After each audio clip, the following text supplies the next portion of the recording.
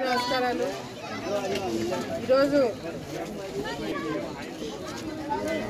రోజు కూడా ఆలగడ్డ తాలూకాలో ప్రతిరోజు ప్రతి పూట ఏ విధంగా చేరికలు జరుగుతున్నాయనేది మీడియా మిత్రులందరూ చూస్తూనే ఉన్నారు. చేరికలు చేపించుకోవడానికి కూడా ఈరోజు సమయం లేని పరిస్థితి ఆలగడ్డలో కనపడుతుంది.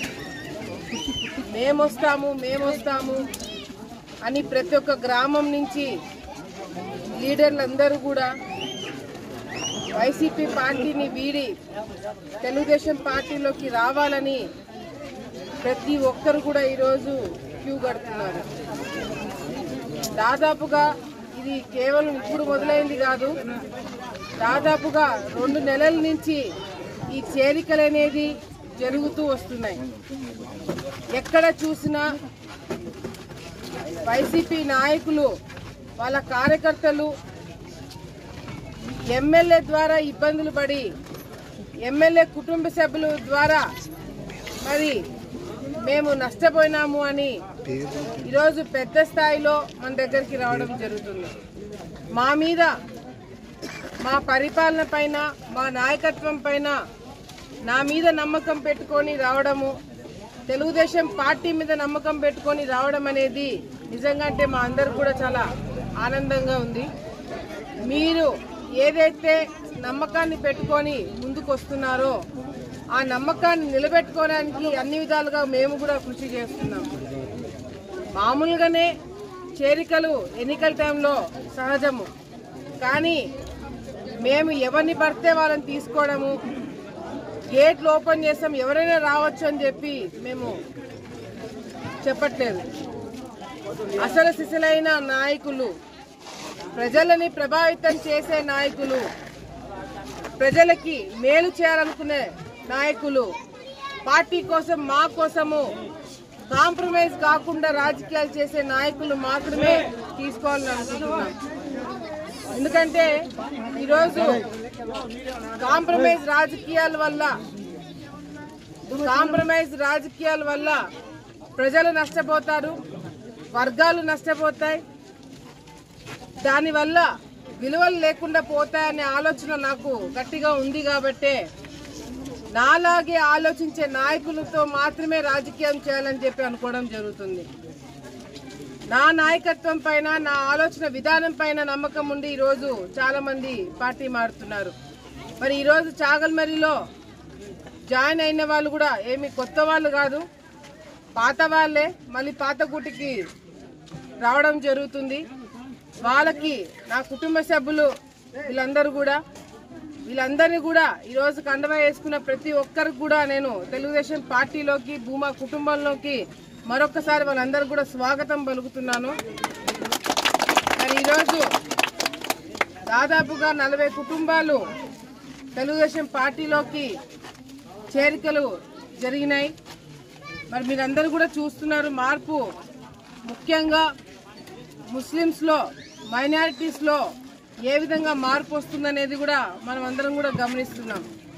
ఈరోజు గతంలో చంద్రబాబు నాయుడు గారు మైనారిటీ సోదరులకి పెట్టిన పథకాలు ఇంకా గుర్తుండే ఉంటాయి అందరికీ.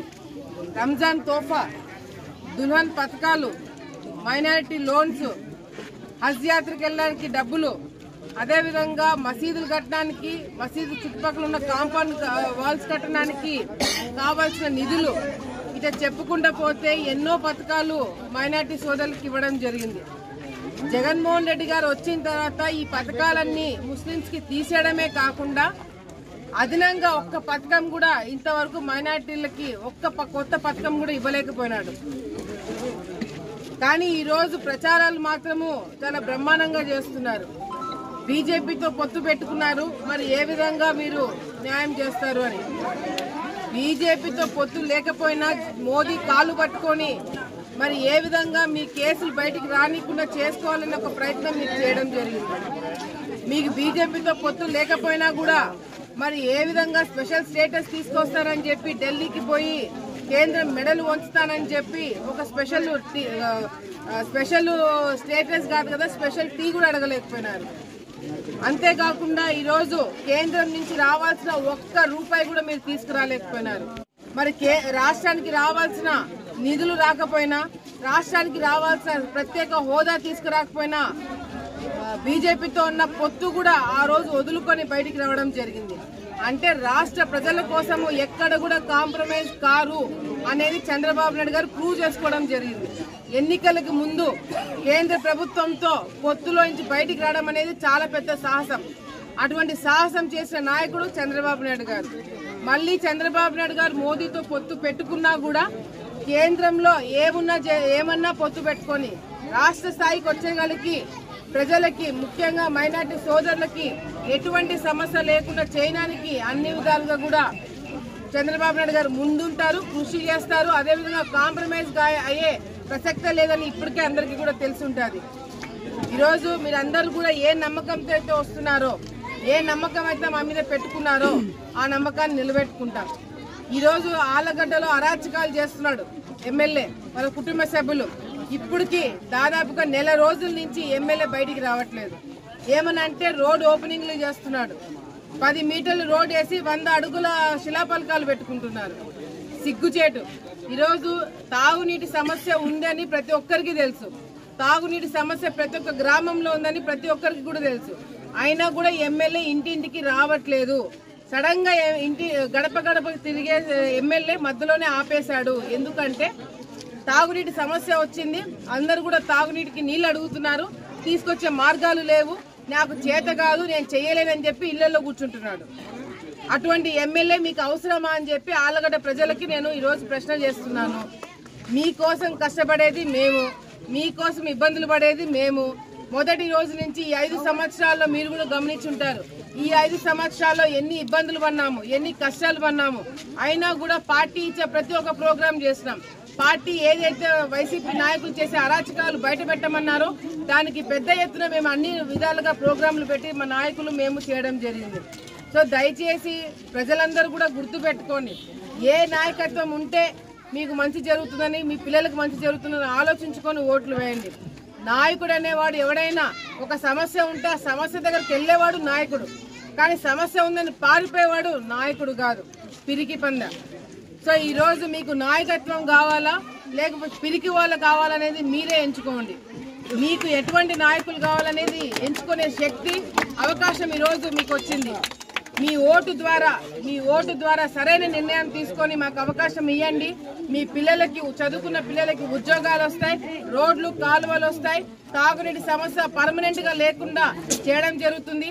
అన్నిటికన్నా ముఖ్యము స్థలాలు లేని వాళ్ళకి స్థలాలు ఇప్పిస్తాము, ఇల్లు కట్టిస్తామని చెప్పి ఈ రోజు నేను మీ అందరికి కూడా నేను మాటిస్తూ నాకు అవకాశం ఇచ్చిన ప్రతి ఒక్కరు కూడా పేరు పేరు నేను ధన్యవాదాలు తెలియజేసుకుంటూ, మరి కొంతమంది ఈరోజు పార్టీ మారిన వాళ్ళలో పెద్ద బికారి, తర్వాత మొహమ్మద్ గౌస్, ఇంతియాజ్, అల్తాఫ్, సద్దాం హుసేన్, ఇమాం బాషా, ఇతరులు ఇంకా దాదాపు 30-40 కుటుంబాలు ఈరోజు చేరికలు చేయడం జరిగింది. సో వీళ్ళందరూ కూడా స్వాగతం పలుకుతూ, ఇంకా ఎవరైనా రావాలనుకున్న వాళ్ళు కూడా మీకు ప్రజలకి మంచి చేయాలన్న ఆలోచన ఉంటే, పార్టీకి కృషి చేయాలన్న ఆలోచన ఉంటే, మాకు కమిటెడ్గా చేయాలన్న ఆలోచన ఉంటే తప్పకుండా మీరు ఎవరైనా సరే పార్టీలోకి రావచ్చు అని చెప్పి మీ అందరూ కూడా నేను స్వాగతం పలుకుతూ సెలవు తీసుకుంటాను.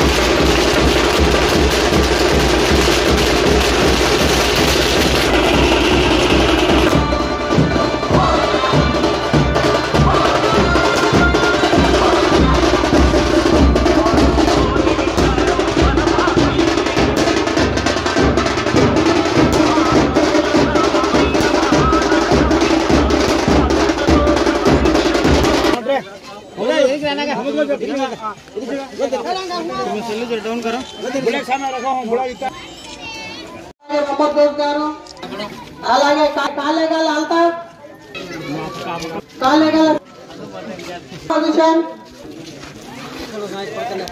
సునల్లి ఆరిఫ్